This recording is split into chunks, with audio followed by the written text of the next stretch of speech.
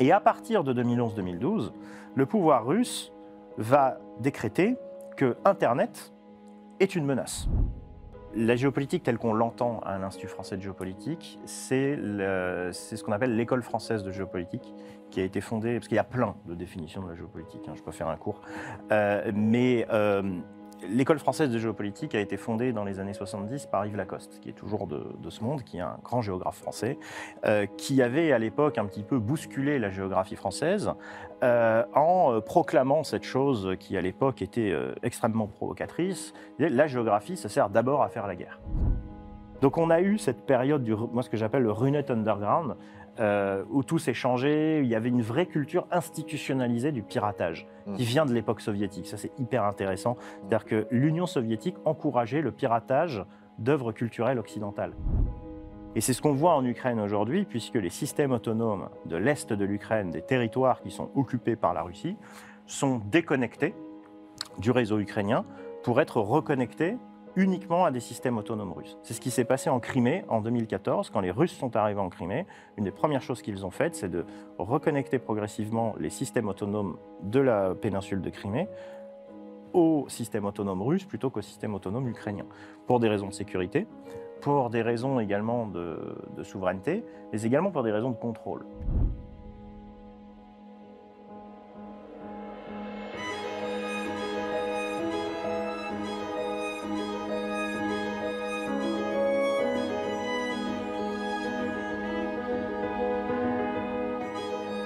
Kevin Limonier, bonjour. Bonjour. Bienvenue dans Le Cercle, l'émission débat de la chaîne Risque Intel Média, où on aborde sur le fond des questions liées à la gestion des risques, cybersécurité, géopolitique, compliance, tout un ensemble d'autres sujets. Donc vous tombez pleinement dedans. Vous inaugurez ce nouveau format sur notre chaîne, donc merci beaucoup Bah, de rien. pour votre confiance. Pour le public, ce que j'aimerais préciser, c'est que l'objectif de ce format long, c'est de pouvoir traiter une thématique en profondeur. Et aujourd'hui, nous allons parler de géopolitique, de cyberespace et de Russie, puisque c'est un sujet qui vous passionne. Et alors, c'est une tradition dans cette émission que l'on inaugure, de d'abord commencer par votre parcours, qui est particulièrement brillant. Donc je vais me permettre de faire un petit résumé pour ceux qui nous regardent et qui ne vous connaissent pas encore. Ils seront très peu nombreux, mais il est important de les informer. Donc Kevin Limonier, vous êtes maître de conférence en géographie et en études slaves à l'Institut français de géopolitique, rattaché à l'Université Paris 8. Vous êtes enseignant en géographie géopolitique. Vous avez notamment enseigné en Russie, il faut le dire. Donc vous connaissez bien le pays. Vous êtes directeur adjoint de Géode, qui est l'un des 2 centres d'excellence choisis en 2020 par le ministère des Armées, afin de promouvoir la relève stratégique en France. Par ailleurs, vous êtes directeur scientifique de l'Observatoire de l'infosphère russophone, qui travaille en lien avec le ministère des Armées. Vous êtes membre du Russia Programme de la George Washington University et associé fondateur du cabinet de cartographie Cassini. Donc vous avez de multiples casquettes. Merci pour votre présence aujourd'hui. Et vos sujets de prédilection sont donc la Russie, le cyberespace russophone, les sciences et technologies en ex-URSS notamment, la cartographie et l'OSINT. Tout à fait. Voilà. Donc, pour commencer cet entretien, la première question que j'ai envie de vous poser, c'est comment en êtes-vous arrivé à vous consacrer à l'étude de la géopolitique russe et du cyberespace ? Bah, c'est une longue histoire qui a commencé il y a bien longtemps, quand j'étais encore tout petit, quand j'étais collégien. Je ne savais pas trop quelle langue je voulais choisir en option, et puis je trouvais qu'il y avait du russe. Chez moi, je viens de Toulon. J'ai eu la chance de rencontrer une professeure de russe qui m'a vraiment donné envie de continuer à comprendre cette culture, à apprendre cette langue. J'ai eu aussi la chance de partir très rapidement en voyage scolaire d'échange à Moscou, donc au début des années 2000. Donc c'était pas du tout le même Moscou qu'aujourd'hui. C'était encore un Moscou un peu sauvage, on va dire. C'était la fin du Moscou des années 90. Et je suis tombé amoureux de ce pays. J'ai continué à m'y intéresser. J'ai continué à travailler sur ce pays. Bon, j'ai fait plein de choses. Après, je suis parti. J'ai été journaliste en Afrique. Enfin bon, bref, j'ai fait de multiples expériences. Mais je suis revenu à la Russie et j'ai décidé de commencer une thèse de doctorat sur la géographie de la Russie. Et j'ai travaillé sur ce qu'on appelle les anciennes villes fermées et villes secrètes soviétiques. C'est-à-dire que vous avez les soviétiques avaient construit des villes qui, pour certaines, n'apparaissaient sur aucune carte, d'autres où l'accès était strictement contrôlé. Et c'était les villes où on produisait matériellement, où on produisait matériellement les symboles de la puissance soviétique, les ogives nucléaires, les vaisseaux spatiaux, les réacteurs de fusée, ce que vous voulez. Et j'ai passé un peu moins d'un an dans une de ces villes qui s'appelle Dubna, qui est au nord qui est pas très loin de Moscou, qui est à 120 km de Moscou, qui est une petite ville dans la forêt. Et je me suis installé là parce que l'idée c'était aussi de faire de l'observation participante, hein, c'était de me fondre dans le paysage, de comprendre les microclimats qui existaient dans ces petites villes, dans ces anciennes villes fermées. Elles sont ouvertes hein, depuis la chute de l'URSS. Et Dubna, c'était une ville très intéressante parce que c'était une ville qui était à la fois fermée et en même temps ouverte sur le monde. Elle avait été fondée dans les années 50 pour héberger ce qu'on appelle l'Institut unifié de recherche nucléaire, qui était l'équivalent du CERN, le Centre européen de recherche nucléaire, mais pour les pays du pacte de Varsovie. Donc vous aviez des chercheurs de tout le bloc de l'Est, en fait, qui venaient s'installer là avec leur famille. Vous aviez des gens de Cuba, de Corée du Nord, du Vietnam, de Chine, du Kazakhstan, enfin pas du Kazakhstan, parce que c'était en URSS, de Pologne, etc., qui venaient là. Et il fallait que cette ville soit une vitrine du socialisme à visage humain, qui était le projet de Nikita Khrouchtchev. Et donc voilà, la ville s'est développée comme ça. C'était vraiment une ville d'élite, une ville, où les gens vivaient entre eux. Il y avait un microclimat, ce que les Russes appellent un microclimat socio-culturel, avec un folklore local qui s'est mis en place au fur et à mesure des décennies. Et puis quand l'URSS, vous allez voir, je vais en venir au cyber, quand l'URSS s'est écroulée, ces villes se sont ouvertes. Il y a eu une énorme crise démographique, une fuite des cerveaux, une perte de sens, enfin tout ce que vous pouvez imaginer. Mais certaines de ces villes ont réussi à garder une partie de ce qu'on appelle dans le langage administratif russe le potentiel intellectuel et scientifique. C'est-à-dire qu'il y a une partie des gens quand même qui sont restés pour plein de raisons, parce qu'ils étaient attachés à l'endroit, parce qu'ils avaient des liens familiaux, parce que, bref, ils se sont lancés dans le business, etc. Il faut savoir que ce sont des villes, pour certaines, où il fait vraiment bon vivre. C'est vraiment dans la forêt. Moi, j'ai passé des moments super. Là-bas, c'est au bord de la Volga. Vous pouvez faire du vélo, vous faites des randos dans la forêt. Enfin, il y a des ours qui sont pas loin. Enfin, c'est vraiment, on est dans un autre monde. En immersion. En immersion, voilà, dans une architecture soviétique des années 60. C'est un peu arrêté dans le temps. En plus, c'est assez intéressant quand on revient à Moscou. On se prend un peu dans la figure la modernité. Donc, parmi ces gens qui sont restés, vous en avez qui, bien évidemment, ne pouvaient plus travailler en tant que scientifiques en recherche nucléaire, parce que tout simplement, soit il n'y avait plus vraiment de salaire, soit les salaires étaient beaucoup trop bas pour subvenir aux besoins du quotidien de leur famille. Donc, vous en avez qui ont commencé à monter leur boîte, qui ont commencé à monter leur business. On n'appelait pas ça encore une start-up. Et puis, au fur et à mesure des années 90-2000, cette ville en particulier est devenue une sorte d'incubateur, entre guillemets, d'entreprises de haute technologie. Avec des gens qui ont commencé à développer des logiciels qui n'avaient rien à voir avec la recherche nucléaire, des logiciels de gestion, de comptabilité, des jeux vidéo, etc. Mais c'était les mêmes gens. C'est juste qu'ils se sont reconvertis. Si bien que pendant un moment, cette ville a pu être appelée la Silicon Valley russe. Alors c'est beaucoup dire, mais c'était vraiment un endroit très particulier avec des grosses racines soviétiques et en même temps un écosystème technologique très important. Et quand je me suis installé dans cette ville, donc j'ai loué un appartement, et puis je me suis fait installer une connexion Internet chez moi, parce que voilà, j'en avais besoin, c'était il y a longtemps, il n'y avait pas encore la fibre, c'était encore la DSL, et il y a un type qui vient chez moi installer la DSL, et puis il me dit, bon, voilà, si vous avez le moindre problème, vous appelez ce numéro, voilà, c'est le numéro du FAI, bon. Puis à un moment, il se trouve que j'ai plus Internet. Donc j'appelle le FAI, c'est une dame qui répond. Bon, je rappelle après, c'est la même dame, et puis je l'ai plusieurs fois, cette dame-là. Et en fait, je comprends que ce FAI en question, c'est le FAI de la ville. Et en fait, il est que dans la ville. C'est-à-dire qu'il y a 60 000 habitants à Doubna, et c'est le FAI de cette ville-là. Et dans le FAI, ils sont 3. Il y a le père qui est le patron de la boîte, la mère qui répond au téléphone et qui fait la hotline, et le fils qui installe les lignes ADSL chez les clients. Donc on est très très loin de Free, Orange ou Bouygues Télécom. Et là, je me suis dit, c'est vraiment intéressant, parce qu'il y a vraiment un truc que j'avais encore jamais vu, c'est-à-dire une organisation de l'Internet qui n'a rien à voir avec ce qu'on a en France. D'autant plus que quand le type vient installer Internet chez moi, il me dit, bon, vous avez accès à Internet, mais vous avez accès à un intranet aussi municipal, fait des gros clins d'œil, où on a mis des serveurs, où on partage un petit peu tout ce qu'on veut, si vous voyez ce que je veux dire.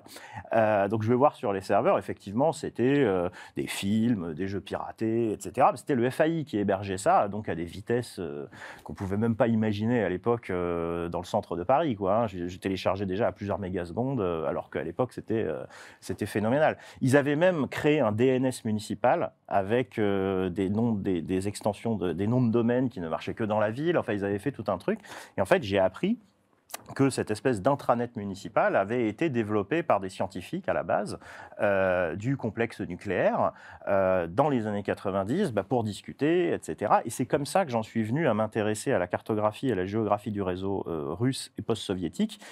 Parce que ses racines étaient très différentes de ce qu'on peut trouver dans le monde occidental. Et puis aussi, j'ai rencontré des gens, j'ai sympathisé avec des gens qui étaient soit d'anciens chercheurs ou d'anciens doctorants en physique nucléaire et qui, pour arrondir leur fin de mois, s'adonnaient à des activités plus ou moins légales en ligne, du piratage et du hacking. Et en fait, si vous voulez, ces petites villes fermées, ces anciennes villes fermées soviétiques, il faut bien voir que c'est une sorte de... C'est un peu le pays réel des hackers russes. C'est-à-dire, il y en a beaucoup, c'est là qu'ils vivent. Enfin, vous voyez, c'est une petite classe moyenne qui est là pour gagner de l'argent, mais c'est aussi des gens qui ont une excellente formation en mathématiques, en physique, etc. Alors après, ça ne veut pas dire qu'il y a aussi des boîtes qui se sont formalisées, normalisées, on en parlera peut-être après, mais beaucoup de hackers russes viennent de là. Et c'est très intéressant, en fait, de vivre avec ces gens-là. Moi, j'ai même joué au badminton avec certains d'entre eux, et c'était des jeunes qui en fait... s'adonnaient à ça, mais vraiment pour arrondir leur fin de mois. Et on était dans une autre époque, hein, c'est-à-dire que la cybercriminalité n'était pas aussi connue qu'aujourd'hui. Il n'y avait pas encore vraiment de législation, même en France. Il y avait des choses qui pouvaient se faire à l'époque où aujourd'hui on aurait les gendarmes le lendemain sur le pas de la porte. C'était pas du tout le cas à l'époque. Et donc j'ai pu en fait être le témoin de cette vie-là. Et c'est ça qui m'a donné envie, en fait, de poursuivre dans cette direction, de dédier mes recherches à la cartographie, à l'analyse du cyberespace russophone, pour comprendre son organisation, mais également pour comprendre ses acteurs, puisque à partir on est au début des années 2010, mais à partir de 2014, à partir de l'annexion de la Crimée et de la révolution de Maïdan, le sujet arrive sur la table des gouvernements occidentaux. Alors en fait, il est arrivé bien avant, en 2007, avec la grande cyberattaque qui a été lancée par des Russes contre l'Estonie. Ça a été un peu le début de la prise de conscience chez les Occidentaux que la cybersécurité n'était pas qu'une affaire d'ingénieurs, mais que c'était aussi une affaire politique et géopolitique. On pourra en reparler si vous voulez. Mais 2014, c'est vraiment le moment où les gouvernements occidentaux prennent conscience de ça. Et puis après, vous avez 2016, c'est l'élection présidentielle aux États-Unis, donc avec l'ingérence électorale qui a été pratiquée par des acteurs russes qui ont possiblement joué un rôle dans l'élection de Donald Trump. Puis en France, on a 2017, l'élection présidentielle avec les Macron Leaks. Et donc là, le sujet explose. Et donc il se trouve qu'en France, on est très très peu à cette époque-là à s'intéresser à ça.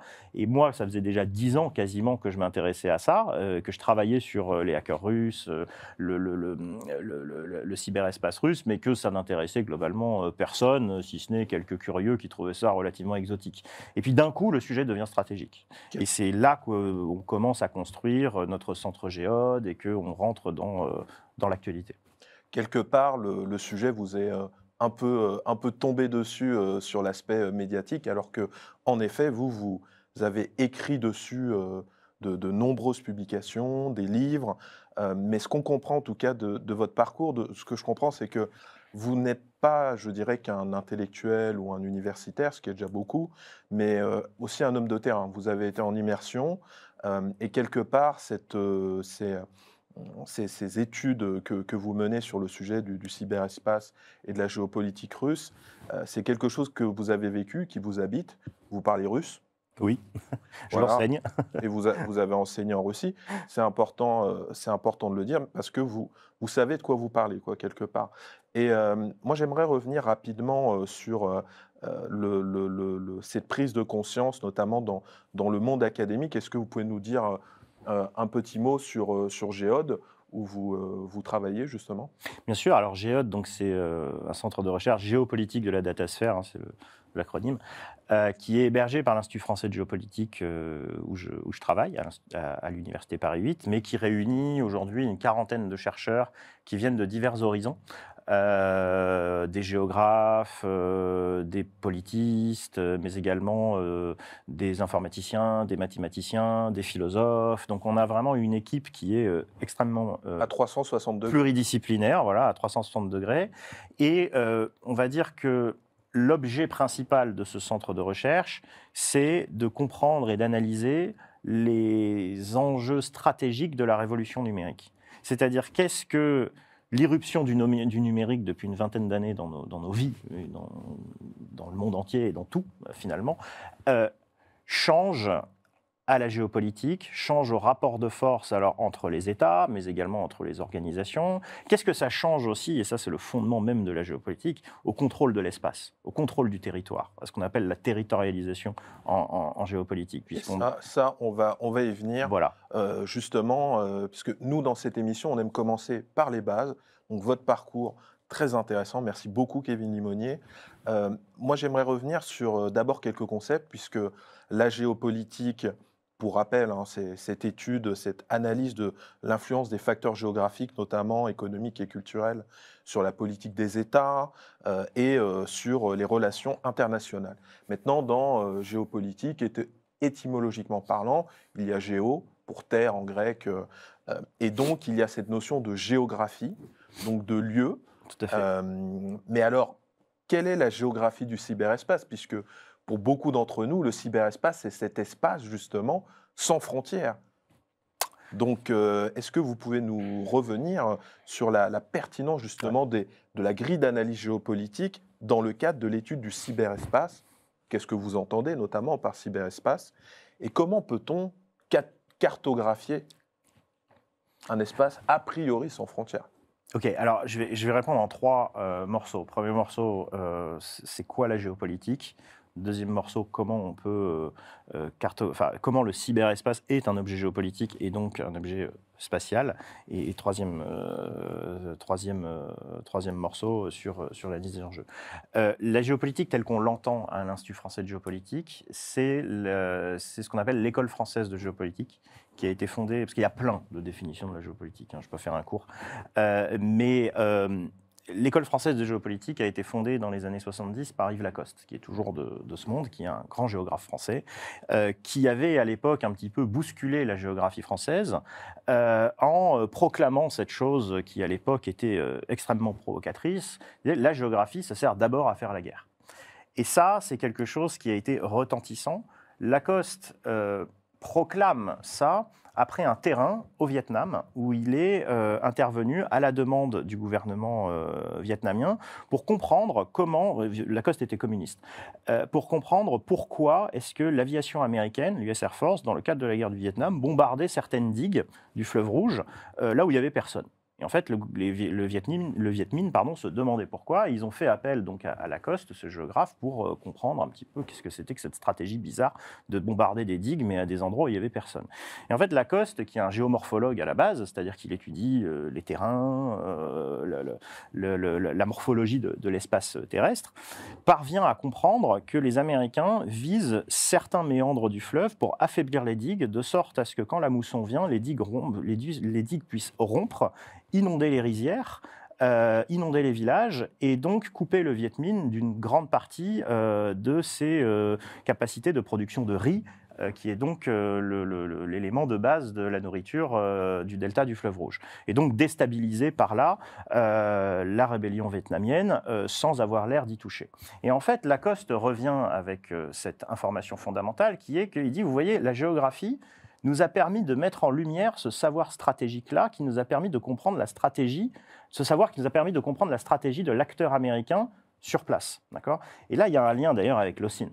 Si j'ose dire, c'est de l'OSINT avant le numérique, mais ça, on y viendra peut-être après. Et on va en parler de l'OSINT. Et donc, la géographie, ça sert d'abord à faire la guerre. C'était l'idée de dire, la géographie, c'est un ensemble de savoirs stratégiques qui sont essentiels à l'exercice du contrôle de l'espace et du territoire, mais également essentiels à sa conquête, mais également essentiels à la contestation de l'occupation d'un espace. Beaucoup ont pu comprendre que Lacoste disait la géographie sert d'abord à faire la guerre, comme la géographie au service des militaires. Mais ce n'est pas du tout ça. La géographie sert d'abord à faire la guerre, c'est admettre que la géographie est un ensemble de savoirs qui permettent de comprendre comment l'espace est contrôlé. Et donc, c'est un ensemble de savoirs qui sont politiquement émancipateurs. Parce que si vous comprenez comment votre espace est contrôlé, alors vous comprenez aussi certains enjeux politiques, certains enjeux de pouvoir, et vous pouvez, si vos convictions vous en disent, vous battre contre. Vous voyez ? Donc, l'idée de Lacoste, c'était vraiment de créer cette géopolitique citoyenne. C'est ça qui est très important et c'est ça qu'on met en avant à l'IEG. C'est une géopolitique citoyenne où l'idée, ce sont de développer les armes intellectuelles qui permettent au plus grand nombre de s'approprier les savoirs géographiques pour comprendre comment l'espace est contrôlé, comment se construit la territorialité. Voilà, bon, ça c'est pour l'école française de géopolitique. Maintenant, sur le cyberespace.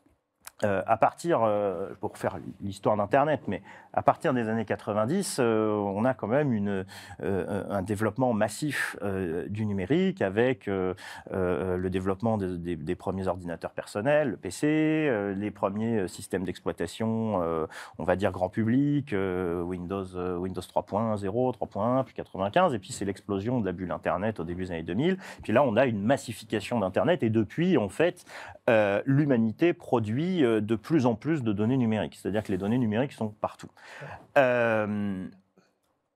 Au début, on s'est posé la question à Géode de qu'est-ce que le numérique apporte ou change justement au contrôle de l'espace et au contrôle du territoire dans l'acception d'Yves Lacoste. Et on s'est rendu compte que, contrairement au discours qui prévalait dans les années 90-2000, qui consistait à dire que Internet, c'était la négation des frontières, c'était la négation des souverainetés, c'était finalement la négation de la légitimité des États dans une perspective, dans une perspective libertaire qui nous vient... même cyber-libertaire. Et même cyber-libertaire, qui nous vient de toute une génération d'entrepreneurs de la Silicon Valley qui se sont politisés pendant la guerre du Vietnam, on y revient, et qui en ont développé une méfiance, une haine de l'État central, du militarisme, etc.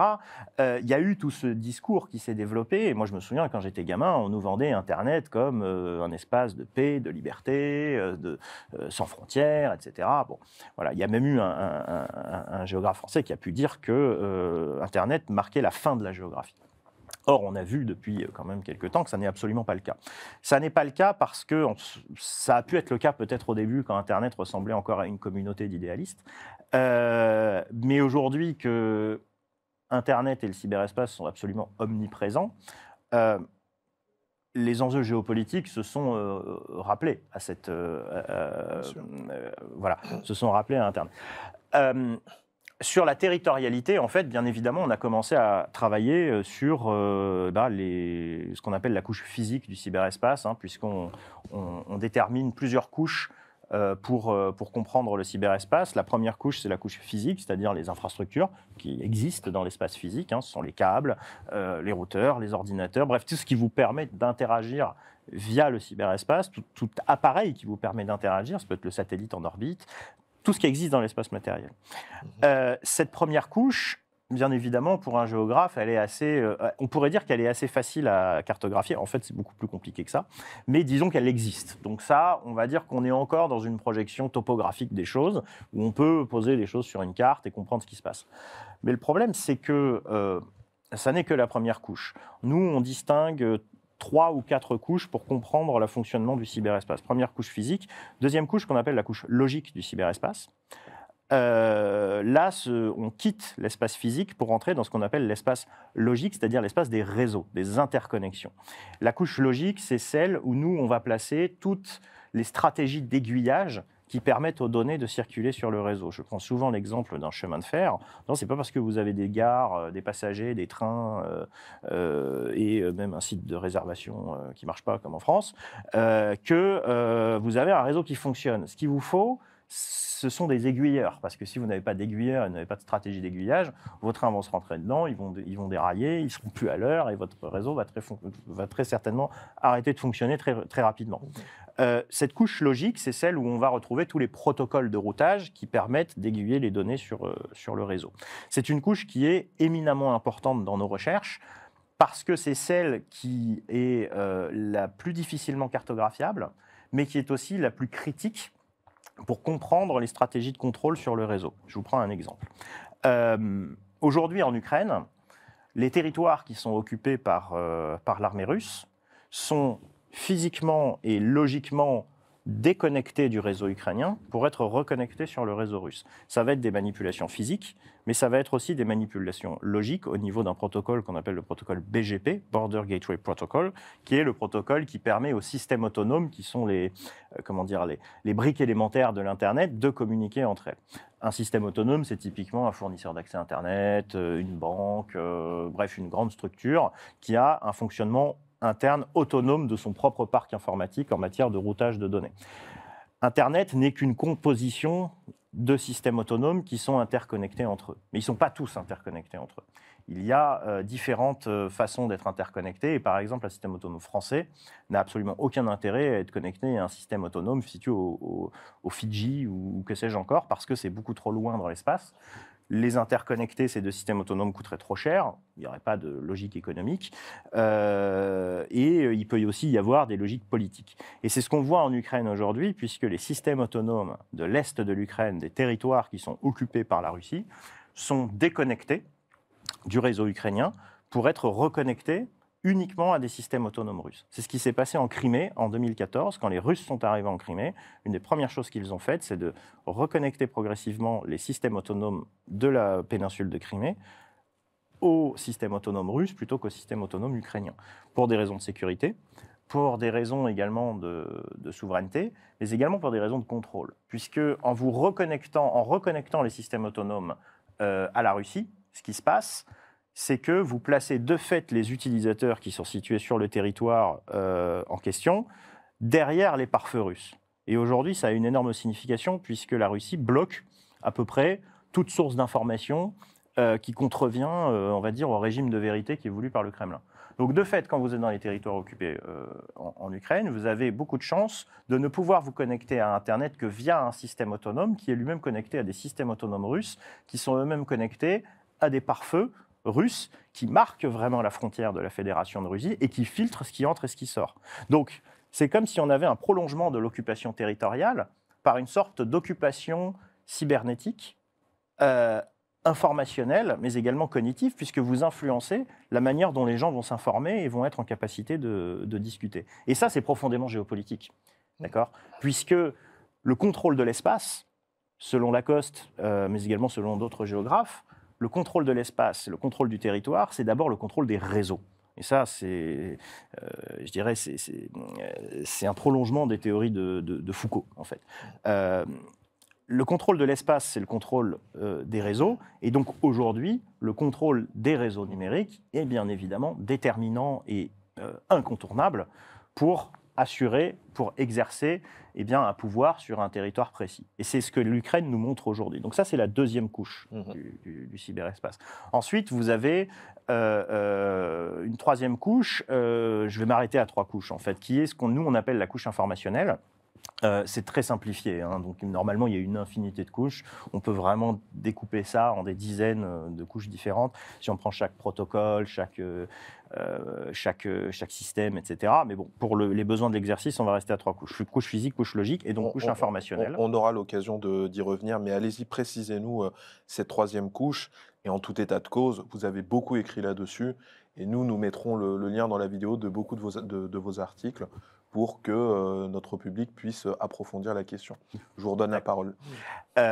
Donc la couche informationnelle, c'est celle finalement où on va s'intéresser non plus aux modalités de circulation des flux de données sur le réseau, mais où on va s'intéresser aux modalités de circulation de l'information, c'est-à-dire les données mises en sens par les machines, interprétées par les machines et mises en sens finalement par l'utilisateur final qui est l'être humain. Et c'est sur cette couche qu'on va s'intéresser notamment aux stratégies des plateformes, mais également où on va s'intéresser par exemple aux dynamiques de propagation de certaines informations, rumeurs, etc. Comment on mène une opération informationnelle, comment on mène une opération de désinformation sur les réseaux sociaux, sur le web, enfin ce que vous voulez. Et là, on va donc développer tout un tas d'outils qui permettent de visualiser, de cartographier et d'analyser ces opérations informationnelles dans une perspective géopolitique, c'est-à-dire toujours dans la perspective que ça nous permette d'éclairer ce que nous, on appelle le pouvoir territorial, c'est-à-dire la manière de contrôler l'espace. Voilà. Écoutez, c'est très clair.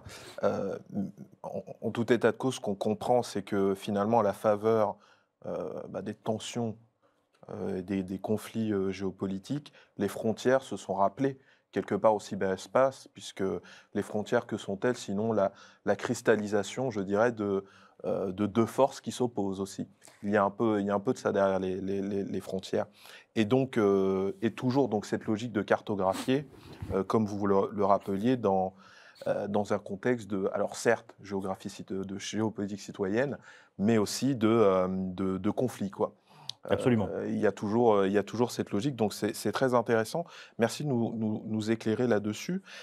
J'aimerais aborder avec vous un sujet un peu d'actualité. Donc là, le 31 mars, la Russie a publié son nouveau concept de politique internationale, comme on dit, qui est ce document officiel, notamment publié en français, qui résume la vision du monde de la Russie en termes de politique étrangère et sa stratégie.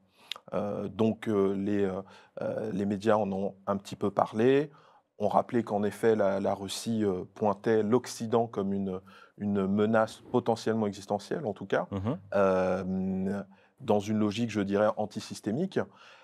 J'aimerais avoir votre analyse sur ce concept de politique internationale, mais plus particulièrement sur une citation qu'on va afficher à l'écran pour notre public et que je vais me permettre de vous lire pour que vous puissiez nous livrer votre analyse.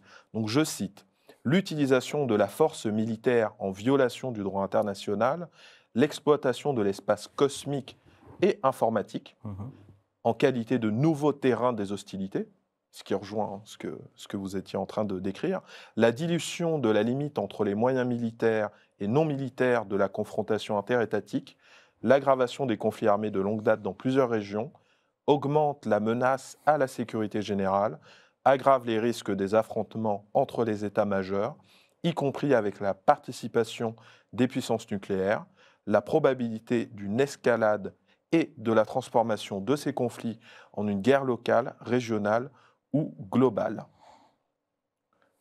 Qu'est-ce que ça vous inspire? Est-ce que quelque part la Russie n'est pas en train de valider toutes vos analyses et d'être assez clair, hein. D'ailleurs, j'invite notre public à aller lire ce document. Disons que la Fédération russe ne prend pas de pincettes. Oui, alors, si vous voulez, pour un observateur qui s'intéresse justement à la Russie depuis longtemps, comme moi ou d'autres, cette citation n'est pas une surprise. C'est-à-dire qu'on est dans la continuité d'un mouvement qui existe en gros depuis, on va dire, la deuxième moitié des années 2000, puisque c'est à partir de 2007, en fait. C'est à partir de la déclaration d'indépendance du Kosovo, qui a été vécue par Moscou comme un véritable camouflet, puisque Moscou comment dire, se présente comme l'allié historique des Serbes et que donc l'indépendance du Kosovo au terme d'une intervention occidentale qui a été vécue comme une humiliation par certains milieux politiques russes, dont ceux qui sont aujourd'hui au pouvoir, ont enclenché, je dirais, une machine dont on voit aujourd'hui l'aboutissement extrêmement lointain, qui est une machine qui a consisté à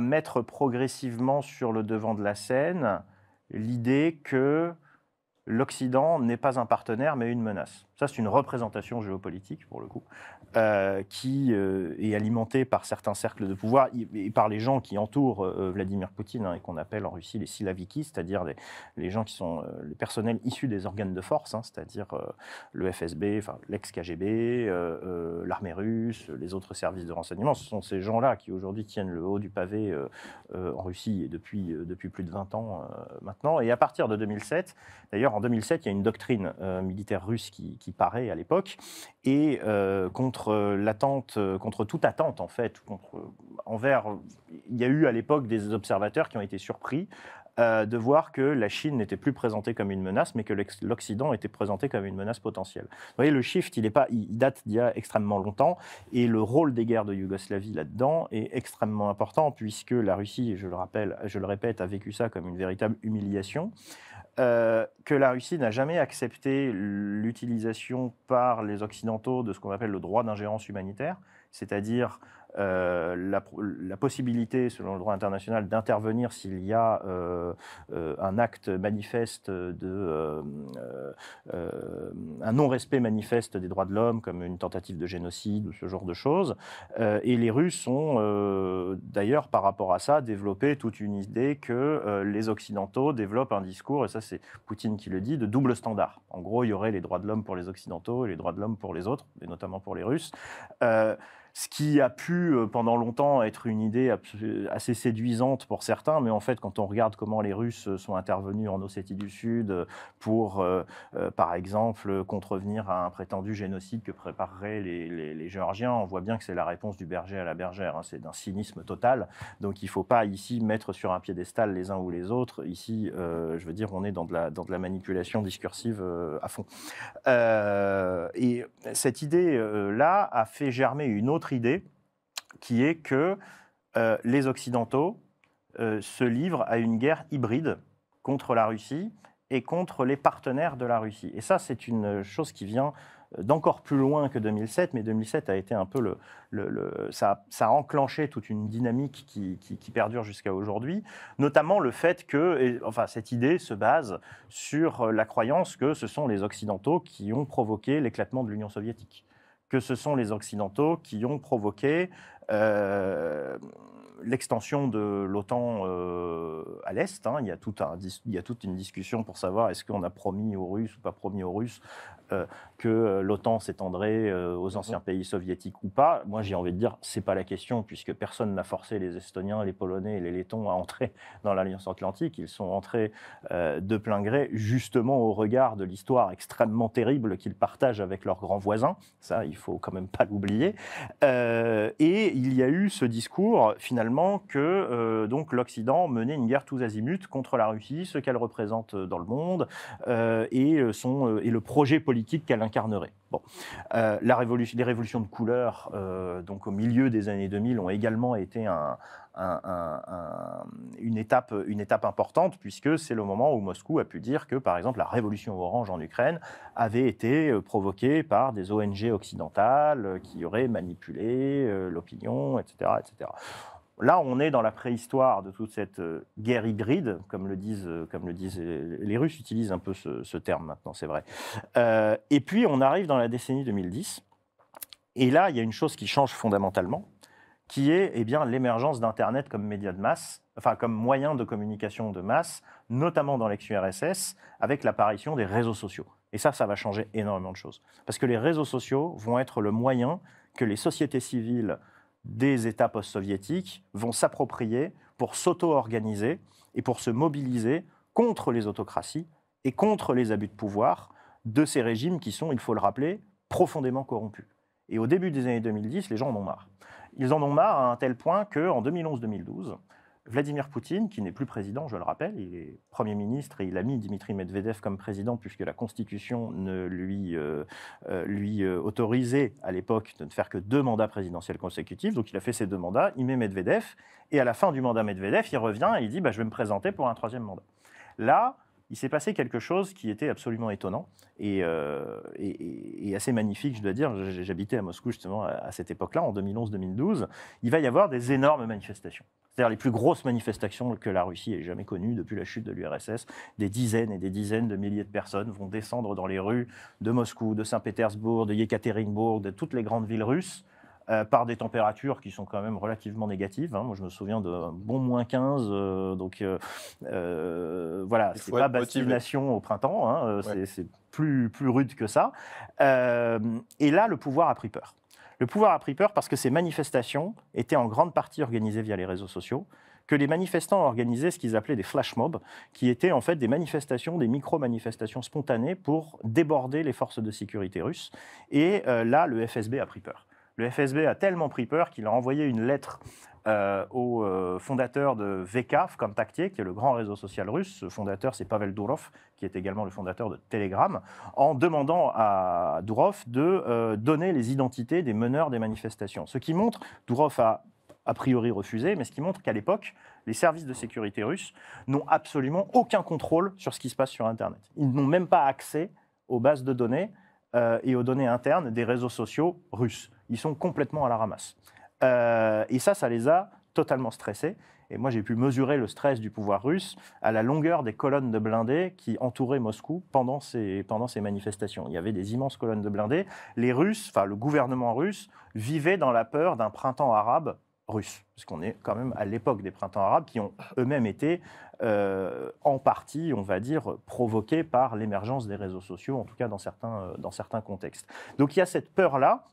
Et à partir de 2011-2012, le pouvoir russe va décréter que Internet est une menace.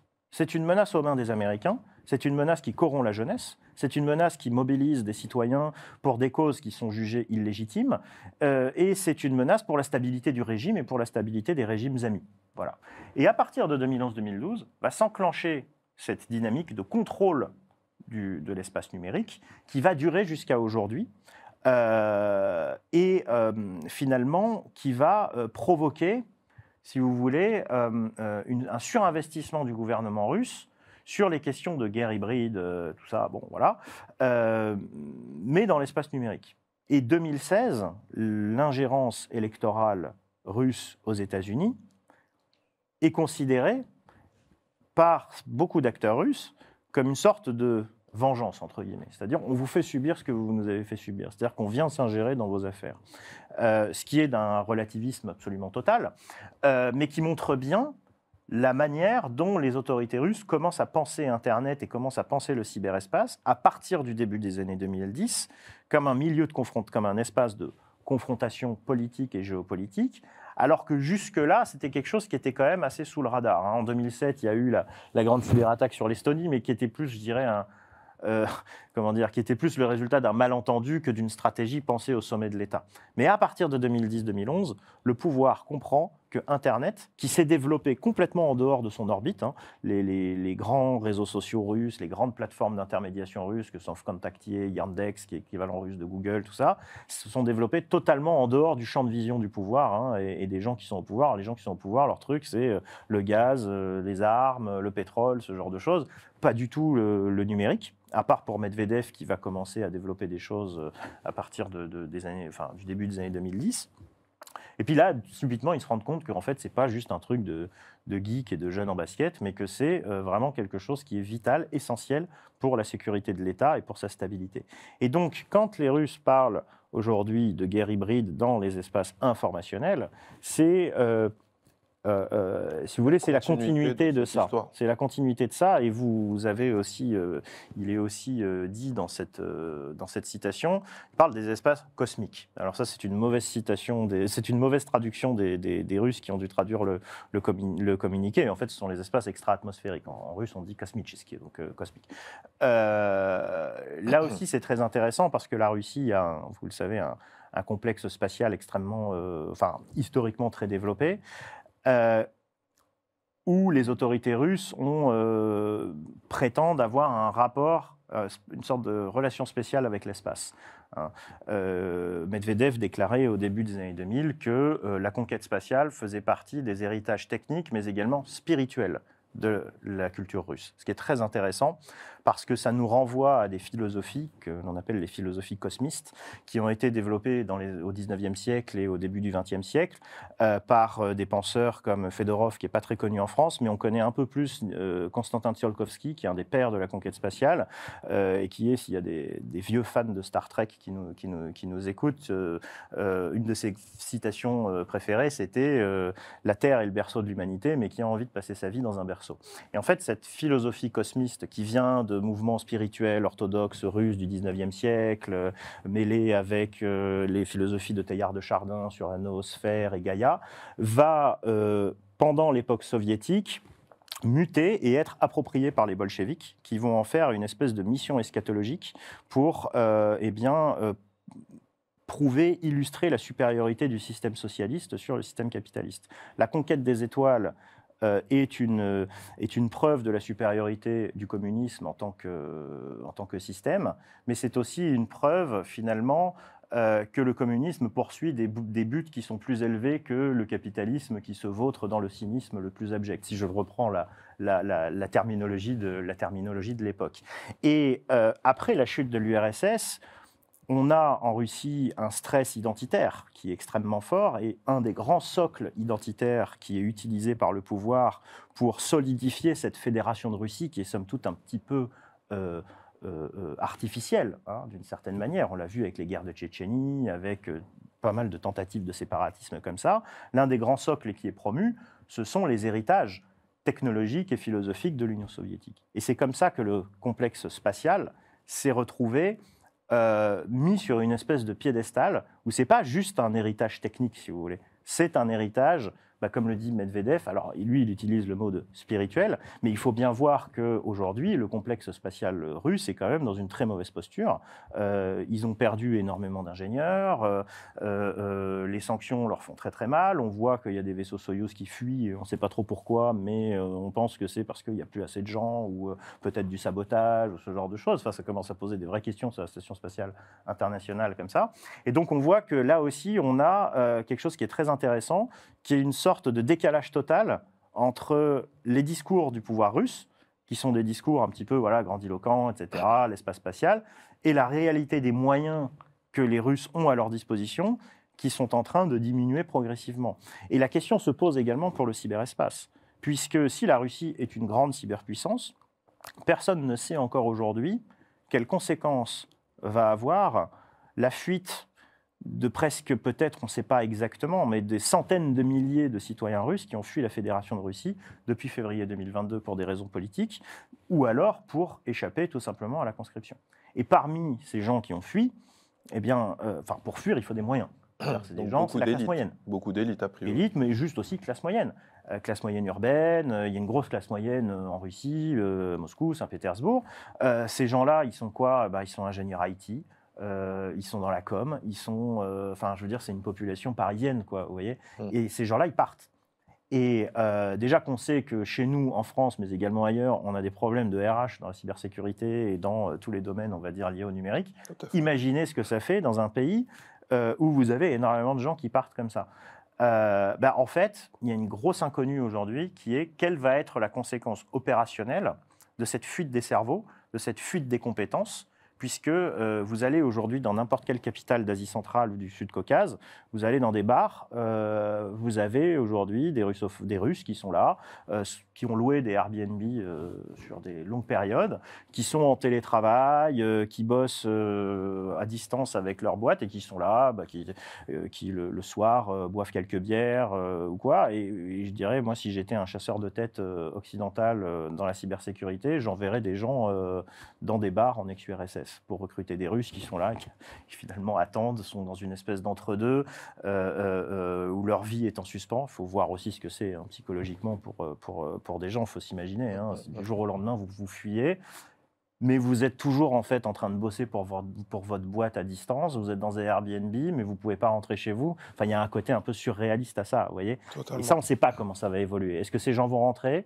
Est-ce qu'ils vont être embauchés ? Est-ce qu'ils vont faire leur vie aux États-Unis, en Israël, en Europe ? Et là, il va y avoir une énorme conséquence aussi. Donc, la conclusion de tout ça, c'est de dire que la Russie a des discours qui sont extrêmement ambitieux sur pas mal de plans. Mais quand on regarde en fait la réalité des moyens derrière, on voit bien que ça ne suit pas totalement. Et la guerre en Ukraine nous le montre d'ailleurs avec les capacités militaires russes. C'est-à-dire qu'on a surestimé, et ça, moi ça fait longtemps que je le dis, on surestime la puissance de la Russie. La Russie est une puissance régionale qui se rêve en puissance mondiale, mais qui a les moyens d'une puissance régionale.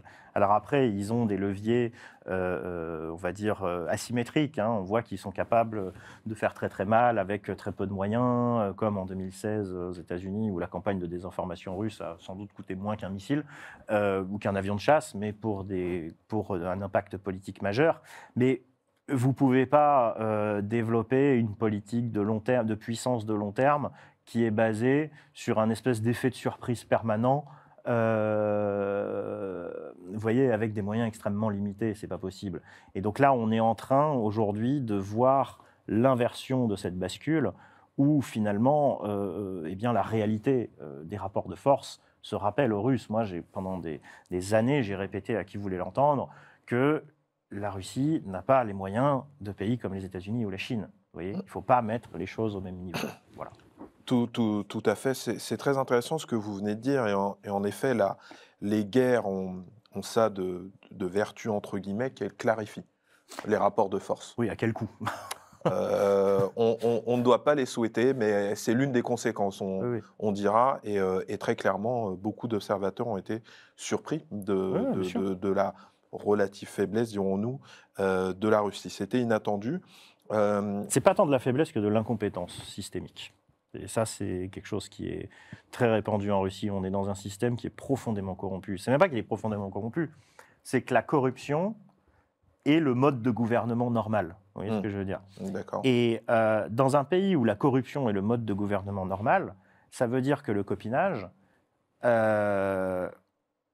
est aussi un mode, je veux dire, de carrière normale. Donc forcément, vous ne pouvez pas avoir de méritocratie et vous ne pouvez pas... En fait, les gens qui sont promus aux échelles supérieures, je dirais dans 90% des cas, ne peuvent pas être compétents. Vous voyez ce que je veux dire? C'est-à-dire que c'est très intéressant ce que vous dites, puisque ça rejoint l'une des critiques du dirigeant de Wagner qui avait critiqué la bureaucratie de l'armée russe. Oui, tout à fait.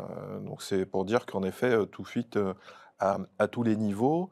Et c'est très intéressant aussi votre développement sur le cosmisme, puisque bien qu'on soit a priori sorti de la guerre froide, on a quand même l'impression que du côté que Occident-Russie sont quelque part se répondent en miroir, et ce rapport spirituel que la Russie entretient, selon Medvedev, avec l'espace, on a l'impression de le retrouver aux États-Unis avec Elon Musk, qui a certes une perspective commerciale derrière la conquête spatiale, évidemment, mais aussi il y a aussi une épopée humaine derrière et un rêve eschatologique, on peut le voir, mais avec des moyens différents toujours, et on verra peut-être des résultats très différents.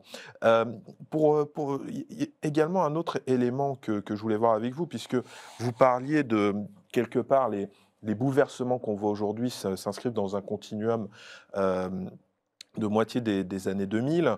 Et moi, j'aimerais revenir sur la date de 2019, où la Russie publiait donc une loi sur la création d'un Internet souverain, ayant a priori donc pour objectif officiel de créer un système alternatif, tout à fait, ce que vous évoquiez, de transit des données, dans le but annoncé d'échapper au contrôle qu'exercent les États-Unis et leurs alliés des Five Eyes sur le réseau.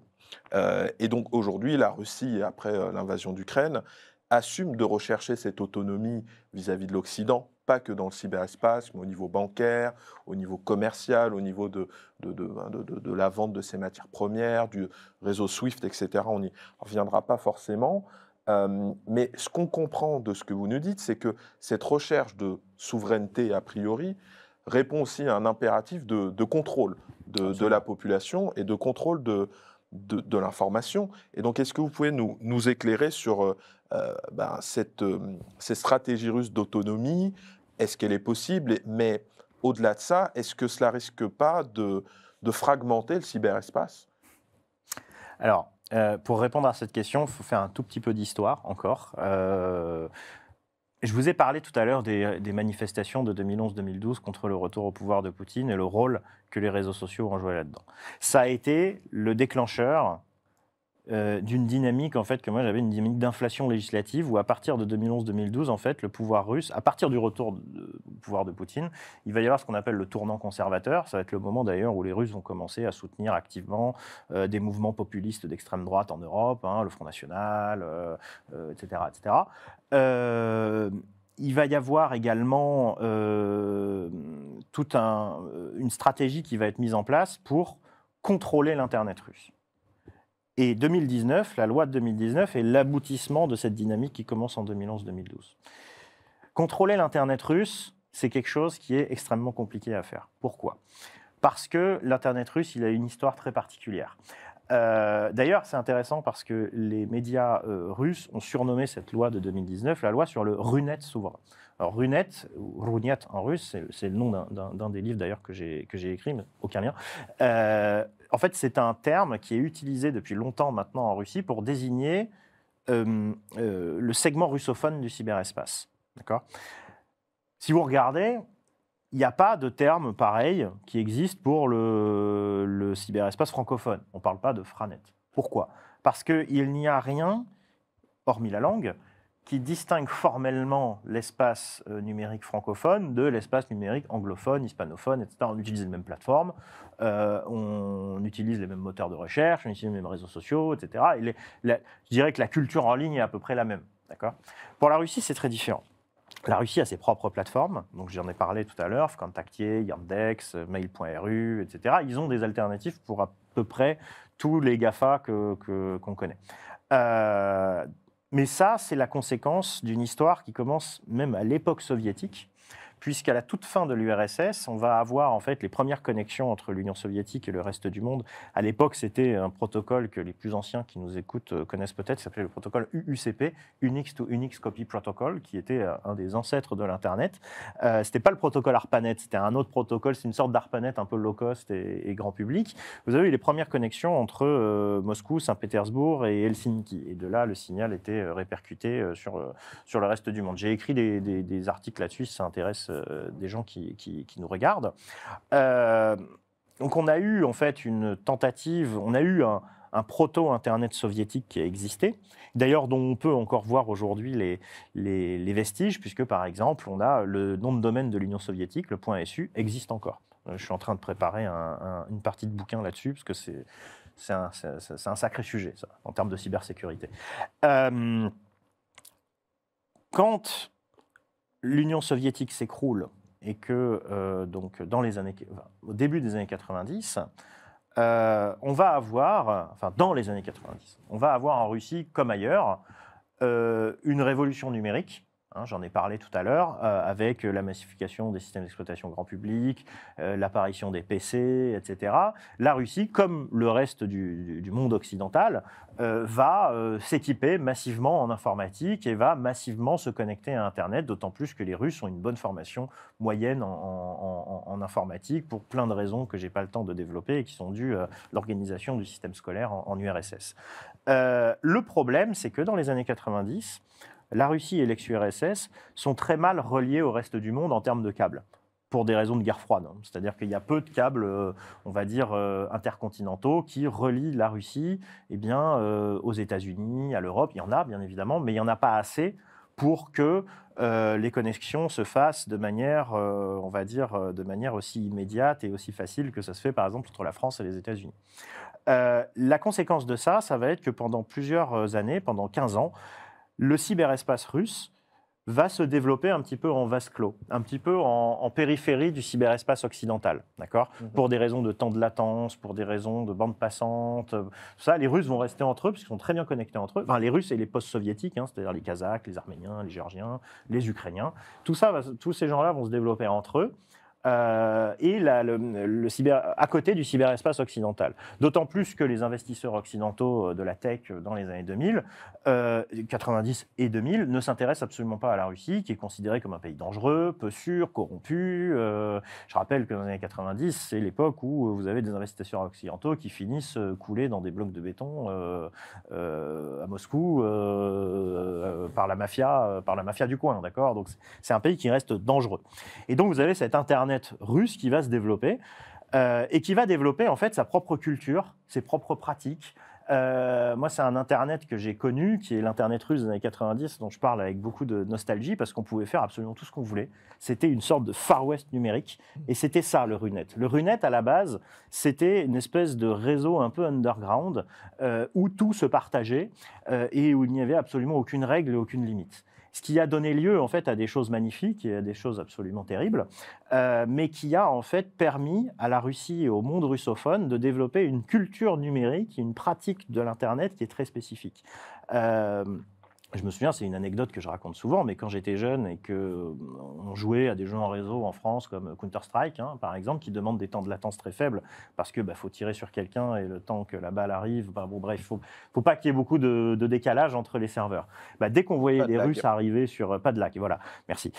Quand on voyait des Russes arriver sur nos serveurs, on les bannissait, on les kickait régulièrement parce qu'on savait qu'ils allaient faire laguer la partie. Mais ça, c'était... À l'époque, on trouvait ça rigolo, mais en fait, c'était une manifestation de cet isolement cybernétique dans lequel vivaient les Russes. Et qu'est-ce qu'ils faisaient ? Ils jouaient à Counter-Strike entre eux. Et ils jouaient à tous les jeux entre eux. Et quand ils ont commencé à débarquer sur le net occidental, beaucoup de joueurs occidentaux ont pu apprendre énormément de mots grossiers russes que je ne répéterai pas à l'écran et qui sont devenus presque des... Et vice-versa. Ouais, mais non, parce que non, je pense que c'est plus les Français ont appris beaucoup de mots de l'argot russe, plus que les Russes ont appris des mots d'argot français ou américain ou quoi que ce soit. Donc on a eu cette période moi ce que j'appelle le RUNET underground, où tout s'est changé. Il y avait une vraie culture institutionnalisée du piratage qui vient de l'époque soviétique. Ça, c'est hyper intéressant. C'est-à-dire que l'Union soviétique encourageait le piratage d'œuvres culturelles occidentales. C'était quasiment institutionnalisé.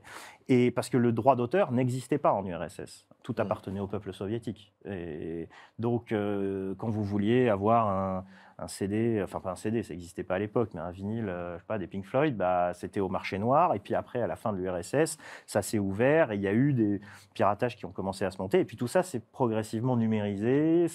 Le vinyle est devenu CD, puis devenu clé USB, qu'on s'est changé comme ça. Et puis ça a fini sur les réseaux quand on est passé à de la DSL. Ce qui fait que la Russie reste aujourd'hui un paradis pour les pirates d'œuvres culturelles. Vous allez sur le réseau social Vkontakte, par exemple, le réseau social russe, il y a quand même un moteur de streaming sur lequel vous pouvez trouver quasiment toutes les séries en streaming illégal. Et c'est une plateforme russe, je veux dire, c'est pas un petit site de streaming coincé dans un coin. Ce qui est assez paradoxal quand on sait que le pouvoir russe vilipende la culture occidentale et les valeurs occidentales. Mais c'était déjà le cas en URSS. Et en le vilipendant, en fait, on ne fait rien contre le piratage de ces œuvres-là. Il était même, comme je disais, encouragé à l'époque soviétique. Et donc, on a ce RUNET underground qui évolue. Et on arrive donc en 2011-2012, on arrive aux manifestations dont je parlais tout à l'heure. Là, il va y avoir un gros coup d'arrêt. Et ça va être le moment où le RUNET, qui était une sorte d'idée culturelle, linguistique, une sorte de way of life, si vous voulez, une sorte de mode de vie, c'est Russian hacking as a way of life, je pourrais dire.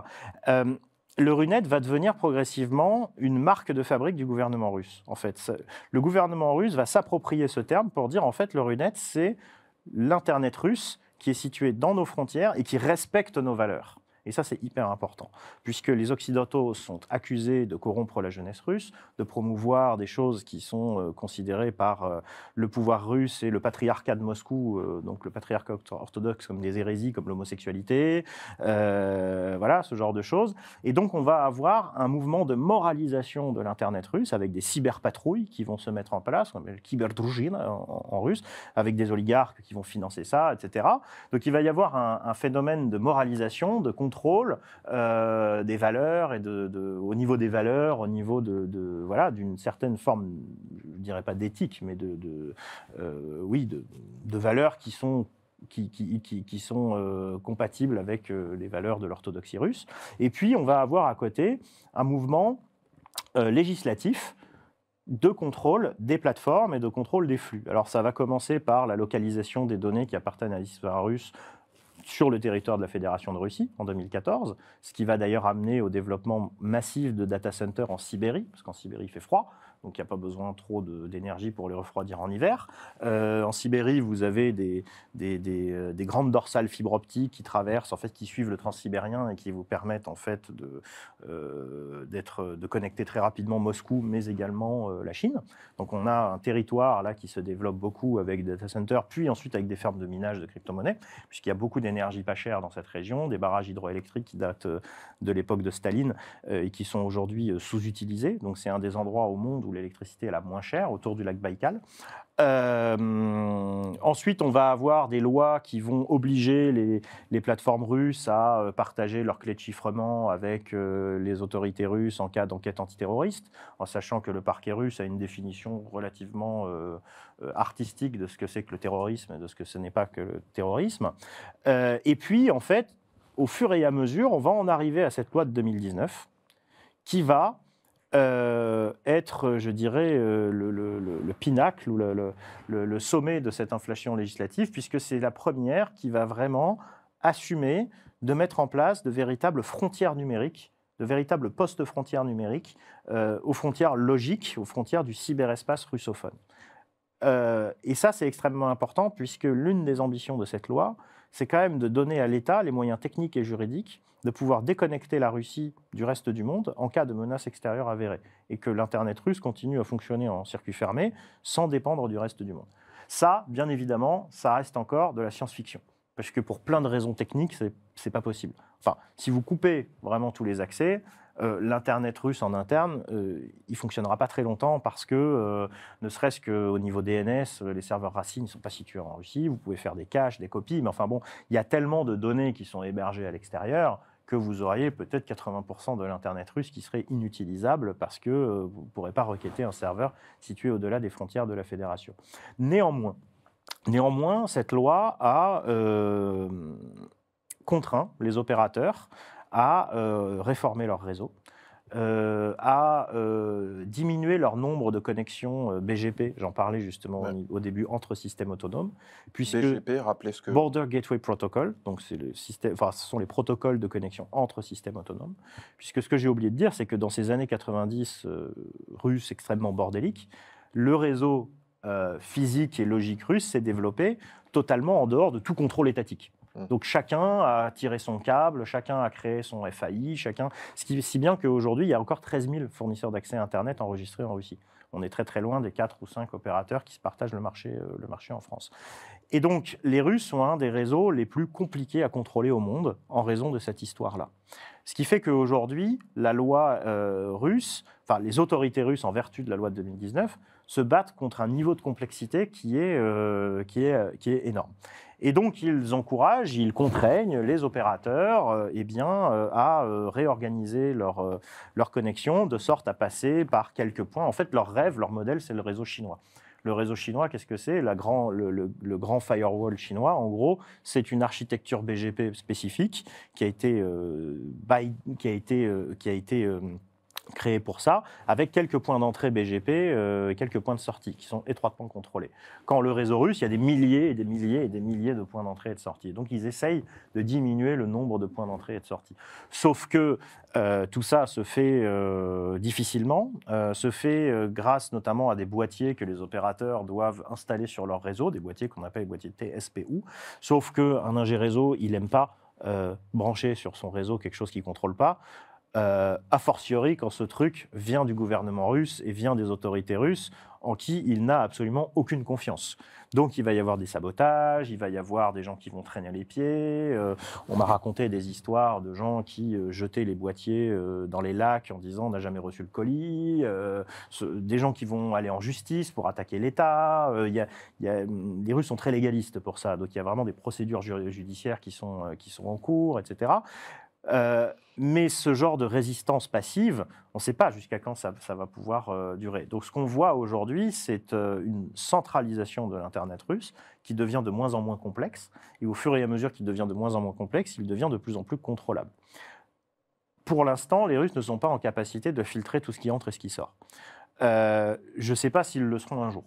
J'en sais rien. Ce qu'on voit aujourd'hui, c'est plutôt un shift, c'est plutôt une grande bascule où les flux de données qui connectent la Russie au reste du monde avant passaient beaucoup par le monde occidental, par les grands câbles en fait, qui traversent l'Europe de l'Est. Et aujourd'hui, on commence à voir une bascule vers l'Extrême-Orient et vers la Chine. Est-ce qu'on va aller vers un modèle où les Russes seront derrière les pare-feux chinois ? Possible. Est-ce qu'on va aller vers un modèle où les Russes vont pouvoir mettre en place des procédures de contrôle extrêmement strict, comme ils veulent le faire, qui en fait implique une massification des inspections de paquets, donc avec des technologies DPI, Deep Packet Inspection, qui existent aujourd'hui, mais qui sont utilisées, je dirais, de manière extrêmement parcimonieuse, parce que ça coûte très cher, parce que ça demande beaucoup de ressources, etc. Mais l'idée à terme que les Russes veulent faire, c'est donc de centraliser les routes, contrôler ces routes avec du DPI et filtrer absolument tout ce qui entre et tout ce qui sort. De sorte à ce que même des VPN ne soient plus d'aucune utilité pour essayer de contourner ces procédures. Et si les Russes y arrivent, je ne sais pas. Franchement, je suis plus certain de rien, parce qu'ils m'ont beaucoup étonné ces derniers temps. Si les Russes y arrivent, alors ça voudra dire qu'ils seront en possession d'une technologie qu'ils pourront vendre à n'importe qui. Et comme ils ont un des réseaux les plus complexes au monde, c'en sera, alors là, on peut dire, même fini de l'Internet tel que nous le connaissons, parce que ça veut dire que tout régime autoritaire pourrait acheter cette technologie pour réorganiser son réseau, filtrer ce qui entre et ce qui sort, et là, on irait vers un morcellement du cyberespace qui serait considérable. D'accord ? Et ça, c'est le grand risque, on va dire. C'est que les Russes parviennent à faire ce qu'ils veulent faire, et que, en fait, pour atteindre le réseau russe, ça devient extrêmement compliqué. Et on peut même imaginer un scénario de science-fiction où les pare-feux seraient tellement efficaces qu'un des seuls moyens pour joindre quelqu'un en Fédération de Russie sans passer par des corridors contrôlés, ça serait par exemple une balise de type Starlink, où vous passez directement par le satellite. Et là, on revient à des choses qu'on connaissait dans les années 50-60, avec l'intrusion de postes à ondes courtes pour pouvoir capter Radio Free Europe ou ce genre de choses. Mais bon, ça pour l'instant c'est vraiment de la science-fiction, on n'en est clairement pas là, je touche du bois, mais à terme c'est ce que l'État russe veut, ce sont des frontières numériques dures et des frontières numériques qui sont gérées en fonction du système de valeurs morales, juridiques, qui est celui qui prévaut à la tête de l'État russe et qui est largement inspiré par le patriarcat de Moscou, qui a un rôle extrêmement important dans cette histoire. Patriarcat de Moscou, qui est donc l'autorité religieuse orthodoxe. Exactement. Je le rappelle une des parce que autorités religieuses orthodoxes. Une des autorités. Voilà. Oui, c'est vrai. Je le rappelle parce que ce n'est pas le patriarcat comme on l'entend dans le mouvement féministe. Ah non, ça n'a rien à voir. Encore que. Quoique. Très intéressant. Donc, ce qu'on comprend, c'est qu'il y a un lien très fort finalement entre recherche d'une forme de souveraineté numérique, mais aussi contrôle de la population en Russie, notamment au travers de ces infrastructures. Et en parlant d'infrastructures, on a tous vu donc, dans l'actualité de ce conflit en Ukraine, la destruction, enfin le sabotage de Nord Stream 1 et 2, ce qui montre, c'est un lieu commun, mais que dans une guerre, les infrastructures sont a priori l'une des premières victimes. L'information est la première victime et les infrastructures aussi. Et donc, ces infrastructures qui supportent le cyberespace et dont vous avez parlé, notamment la manière dont elles sont interconnectées, est-ce qu'il y a un risque justement de destruction de ce type d'infrastructure et Est-ce que vous avez des exemples de ce type de pratique dans le cadre des récents conflits, récentes confrontations de la Russie avec Alors, les détruire voisins? certaines infrastructures, oui, c'est possible. Les câbles sous-marins, par exemple. On sait que les Russes, par exemple, Et je rajoute juste un élément. Est-ce que les Russes y auraient intérêt, puisque comme vous le dites, leur réseau est interconnecté avec l'étranger. Est-ce que quelque part, ce serait pas aussi se tirer une balle dans le pied? ah bah complètement. C'est-à-dire que personne ne sait aujourd'hui quelle serait la conséquence concrète de la rupture, par exemple, d'un grand câble transatlantique. C'est jamais arrivé, on ne sait pas. Ce qui est sûr, c'est que, et ça fait partie de nos axes de recherche à Géode, d'arriver à comprendre quelles seraient les conséquences de ça. Ce qui est sûr, c'est que l'Internet est tellement redondant, et il y a tellement d'infrastructures aujourd'hui, que ce n'est pas en coupant un câble ou deux que vous allez rompre toutes les communications, par exemple, entre l'Europe et les États-Unis. Ce que vous allez faire, c'est que vous allez saturer les autres câbles, et donc la bande passante va chuter, et vous pourrez peut-être plus regarder votre série Netflix en 4K, ou que sais-je encore, j'en sais rien. En fait, on ne sait pas. Mais vous pourrez toujours, peut-être, probablement, envoyer un mail à Washington ou à Los Angeles. C'est fort probable. Pour vraiment déconnecter, par exemple, l'Europe des États-Unis, il faudrait couper quasiment tous les câbles en même temps. C'est-à-dire avoir un sous-marin presque au-dessus de chaque câble, ce qui est quasiment impossible. Et effectivement, ça serait pour les Russes se tirer une balle dans le pied, puisque l'Internet, sa grande force, c'est que c'est un réseau distribué à l'échelle mondiale, et que ce n'est pas parce que vous coupez des câbles dans l'océan Atlantique, par exemple, que vous allez que embêter les Européens et les Américains. Vous allez peut-être embêter des gens qui sont à l'autre bout du monde, et qui sait, peut-être des gens en Russie. Et là, on rentre dans quelque chose qui est extrêmement important. On revient en fait un petit peu au début de notre conversation sur la cartographie du réseau. C'est-à-dire que pour comprendre quel serait l'impact d'une telle opération, encore faut-il disposer de cartes précises. Alors déjà des câbles, mais également de ce qui passe vraiment dans les câbles. Et rien que ça, c'est quelque chose c'est une gageure méthodologique que nous, on essaye de lever avec mon équipe, mais c'est très très compliqué puisque il n'y a pas de carte d'Internet. Ça n'existe pas. Pourquoi? Parce qu'il n'y a pas de gouvernement de l'Internet. Il n'y a pas de chef de l'Internet, il n'y a pas de centre de l'Internet. Internet est un réseau participatif où chaque acteur s'est interconnecté avec un autre acteur, et au fur et à mesure du temps, ça a fait cette gigantesque toile qui ressemble, avec, par exemple, au niveau BGP, c'est des points avec énormément de liens entre eux, et ça fait une espèce de pelote.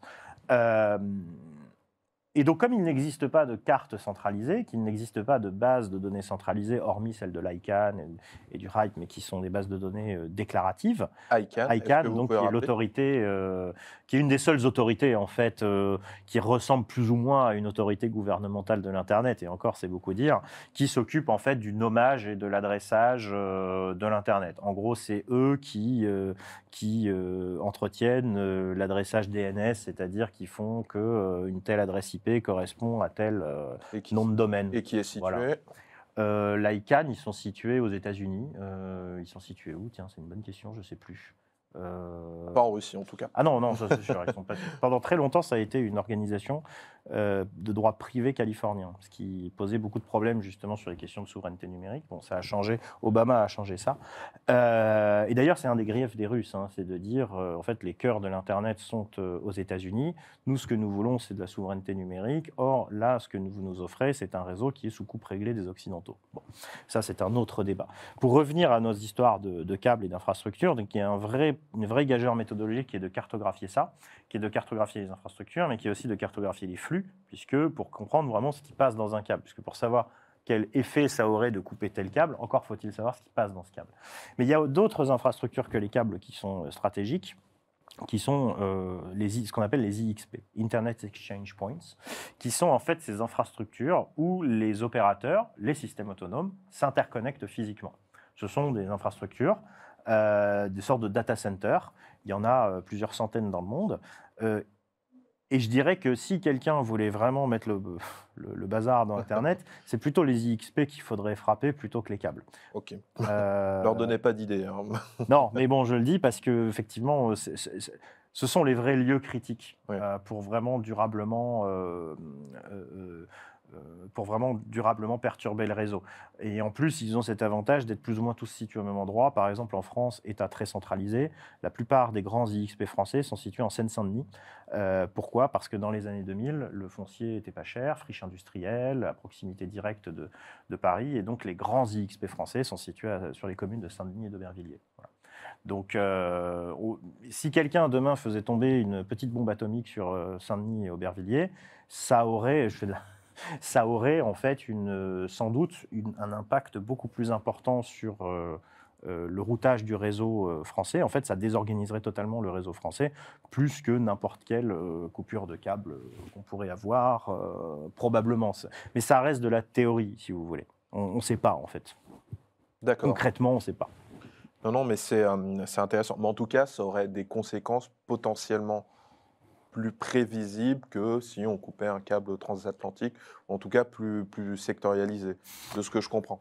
Bah, en fait, si vous arrivez à mettre hors d'état de fonctionner des grands IXP, en fait, vous empêchez de communiquer entre eux les grands opérateurs. C'est-à-dire que probablement les abonnés de Free pourraient peut-être toujours communiquer avec d'autres abonnés de Free, mais vous ne pourriez plus communiquer avec des abonnés d'Orange ou ce genre de choses. Ouais. Ou alors, ça ferait des grands tours par des autres IXP situés à l'étranger, situés dans des villes de province, et donc vous auriez un temps de latence beaucoup plus élevé.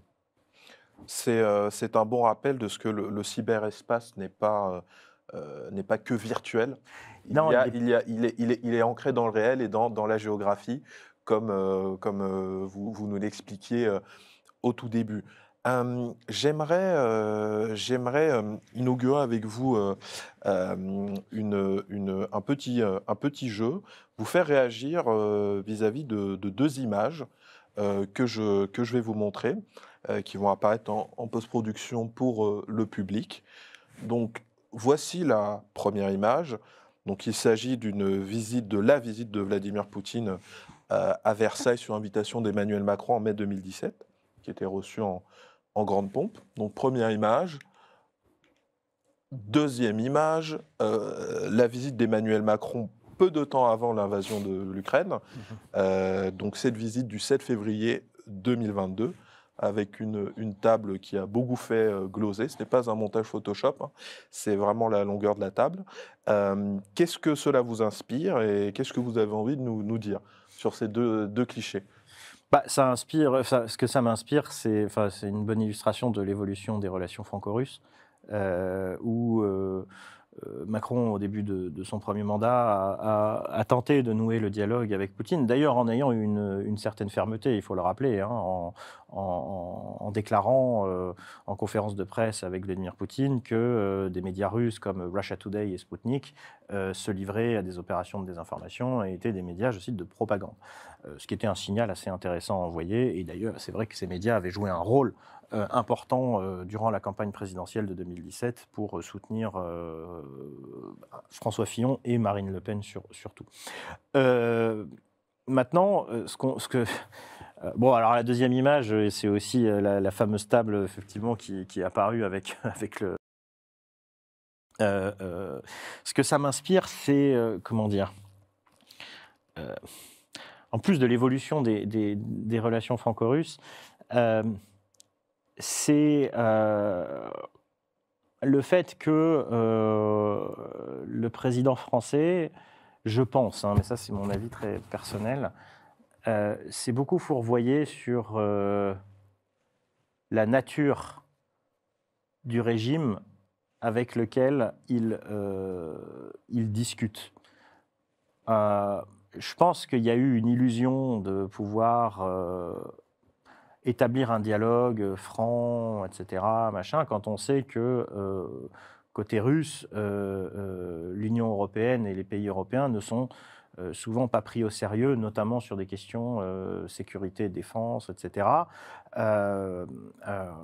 Surtout après 2014 et après l'annexion de la Crimée, où, je le rappelle, les Occidentaux n'ont rien fait. ni les Américains, ni les Européens, etc. Donc il y avait cette ambivalence, cette dichotomie. Après, il faut aussi voir que Macron joue beaucoup sur cette idée que la France serait une puissance d'équilibre entre, d'un côté, les Occidentaux, on va dire les Américains et leurs alliés, et d'un autre côté, la Russie. Ça, Et il a même récidivé avec ses déclarations sur En Chine. Taïwan Oui, oui, bien sûr, bien sûr. dans l'avion. Donc ça, c'est, je dirais, c'est un vieil héritage, c'est une vieille récupération de l'héritage gaulliste où, pendant la guerre froide, la France du général de Gaulle a pu récolter les dividendes politiques, symboliques, diplomatiques, de se situer un petit peu un pas de retrait par rapport à son allié américain. Aujourd'hui, je pense que la situation est quand même relativement différente, puisque nous avons il faut quand même le rappeler, une guerre ouverte en Europe, d'accord ? Que la Russie est l'agresseur, il n'y a absolument aucune ambiguïté là-dessus, que la Russie de Vladimir Poutine est un régime aujourd'hui de nature impériale et irrédentiste, c'est-à-dire un régime qui va nier l'existence même d'un État-nation, l'Ukraine, qui est à ses frontières et qu'elle considère comme faisant partie de son propre territoire. Et qu'est-ce que c'est ça, sinon un projet impérial et impérialiste d'irrédentisme territorial avec lequel il faut traiter avec la plus grande fermeté. Après, pour la défense du président français, il faut bien voir que même après le début des hostilités, il a continué à tenter d'établir le dialogue avec Vladimir Poutine en jouant sur cette notion de puissance d'équilibre. Et on sait aujourd'hui qu'il l'a fait aussi à la demande des Ukrainiens. Zelensky a demandé à Macron de parler à Poutine. On a les enregistrements téléphoniques qui ont été rendus publics. Il y a cet enregistrement où Zelensky dit en anglais à Macron continue à parler à Vladimir Poutine, va lui parler, c'est important. Donc voilà, je veux dire, les choses ne sont pas aussi simples qu'elles peuvent y paraître. Maintenant, il est clair que la France gagnerait à avoir un discours beaucoup plus clair et beaucoup plus ferme sur le projet impérial russe et sur ce que constitue cette forme d'impérialisme que l'on voit aujourd'hui provoquer un conflit de haute intensité qui menace la sécurité européenne. Ok. Écoutez, c'est très éclairant. C'est très dommage, mais on arrive à la fin de ce grand entretien. Merci beaucoup, Kevin Limonier, pour nous avoir partagé votre expertise et votre analyse sur tous ces sujets qu'on vient d'évoquer. Alors, on a une dernière tradition pour cette émission, où il y aura évidemment plusieurs épisodes et d'autres intervenants. J'aimerais vous proposer de poser une question au prochain intervenant. Donc, c'est vous qui ferez la question, en tout cas pour celle-ci. Je ne vous dis pas qui c'est, mais écoutez, on a un fil rouge quand même dans l'émission. Donc, une question sur votre secteur, mais écoutez, vous avez carte blanche. Là, je pose la question maintenant ? Oui. Ok. Ça peut être tout ce que vous voulez. Carte blanche, cartographie, n'est-ce pas ? Ouais. On est toujours dans le thème. Moi, une question qui m'intéresse beaucoup, c'est quel avenir en fait pour l'investigation numérique en source ouverte ? Parce que c'est quelque chose de très important pour moi parce que aujourd'hui la Russie est un pays qui est en train de se fermer, ce qui va en fait induire un vrai problème politique et stratégique pour les pays occidentaux puisque en tant que prof, moi, je ne peux plus envoyer de jeunes en Russie. Moi, avant, j'envoyais mes jeunes masters, les doctorants, en terrain en Russie, faire comme moi j'ai fait, vivre 6 mois ou 1 mois, parce que vous voulez comprendre empiriquement la culture, la langue, s'imprégner de ce que c'est que de vivre en Russie et de ce que c'est que ce pays. Aujourd'hui, ça n'est plus possible. Donc, on pallie en partie à ce manque d'accès au terrain et aux acteurs, parce qu'avant, on pouvait discuter aussi avec les autorités, des gens du Kremlin, etc. Maintenant, c'est plus possible. On pallie à une partie de ce manque de terrain et d'expérience empirique par l'investigation numérique et l'OSINT. Bien évidemment, ça ne remplace pas tout. L'OSINT. Open Source Intelligence. Voilà, donc renseignement, investigation en source ouverte. Okay. Nous, on parle d'investigation plutôt que de renseignement. Et moi, ma grande question, c'est jusqu'à quand est-ce que l'OSINT va pouvoir être, un palliatif pour comprendre ce qui est en train de se passer sur le terrain, en Ukraine, en Russie, un palliatif à l'accès direct. Parce que l'accès direct, il est plus possible pour plein de raisons. Que vous avez connu. Que moi j'ai connu, effectivement. Et on voit en fait au fur et à mesure que l'Internet russe se ferme, que des bases de données sont fermées, que les Russes mettent en place du géofencing sur pas mal de choses, que ça devient de moins en moins facile d'accéder à des bases de données qui permettent de faire de l'OSINT sur la Russie. Donc ma question c'est vers où on va et est-ce que l'OSINT aura été juste un moment de l'histoire de l'informatique et de la cybersécurité ou est-ce qu'on peut transformer ça et comment on peut le transformer? Parce qu'on voit que, comme dans tout processus de hacking, c'est un jeu de chat et de la souris et que ce qui marchait il y a 5 ans ne marche plus aujourd'hui. Qu'il y a une époque où on pouvait suivre à la trace des Russes en Syrie, en Afrique, avec des sources ouvertes. Maintenant, ce n'est plus possible, bien évidemment, parce qu'ils ont appris à se cacher. Voilà, donc, quelle évolution et vers où on va pour de l'OSINT?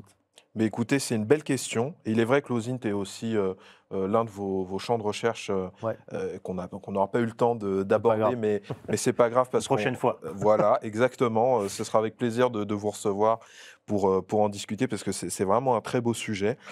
Écoutez, je passerai la question. Merci beaucoup. Merci beaucoup, Kevin Limonier. Merci à vous. Merci pour votre participation au Cercle. Notre émission Risque Intel Média, de débat où on creuse, on laisse le temps pour aborder une thématique. Merci au public d'avoir suivi cette table ronde. N'hésitez pas évidemment à vous abonner à notre chaîne YouTube. Écoutez, à bientôt. Merci.